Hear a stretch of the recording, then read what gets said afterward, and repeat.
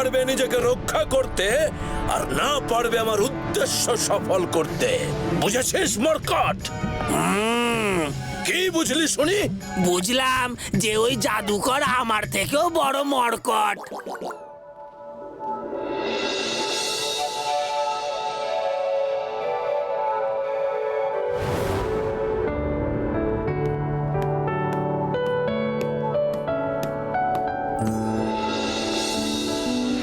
খামোখা এই নদীর পাড়ে এসে এসব কাঠকুঠো দিয়ে ঘর বানাচ্ছিস কেন, একটু বলবি? দরকার আছে রে রন্দি। আমাদের রাজ্যের কত মানুষের ঘর নেই বলতো?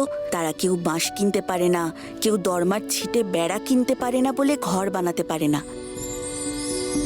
আমি যদি তাদের জন্য এই কাঠ দিয়ে ঘর বানাতে পারি তাহলে তো তাদের উপকারই হবে, তাই না? কিন্তু ভোলা, তোর এই যা ঘরের আকৃতি, এতে তো ভাই মানুষ কেন, ছুঁচো ইঁদুর ছাড়া কেউই ঢুকতে পারবে না। মানুষের কথা ভেবেই যখন বানালি, আর একটু বড়ই বানাতে পারতিস।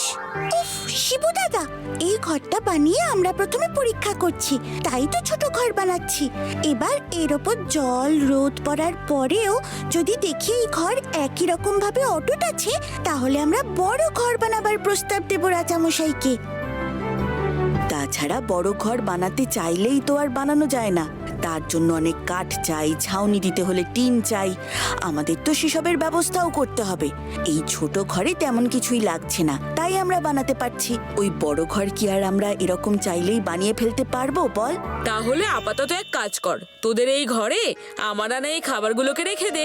এগুলো যদি এখানে সুরক্ষিত থাকে তাহলে জানবি মানুষ এখানে বেজায় খুশিতেই থাকবে।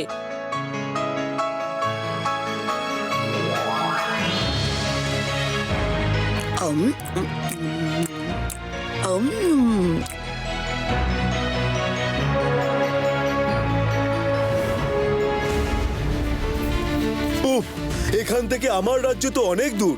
একবার হেঁটে এসেছি, আবার আমি হেঁটে যাব? কিছুতেই না।